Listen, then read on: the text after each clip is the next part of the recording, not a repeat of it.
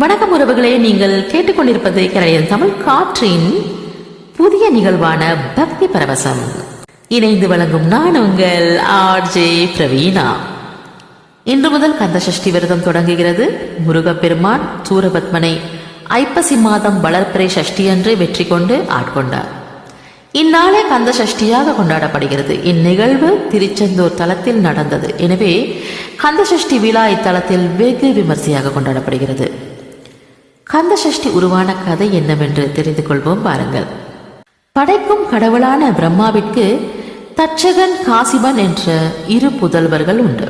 இவர்களுள் தட்சகன் சிவனை நோக்கி தவம் புரிந்து பல வரங்களை பெற்று சிவபிரானுக்கே மாமனாராகியும் அகந்தை காரணமாக இறுதியில் சிவனால் உருவாக்கப்பட்ட வீரபத்திரனால் கொல்லப்பட்டான்.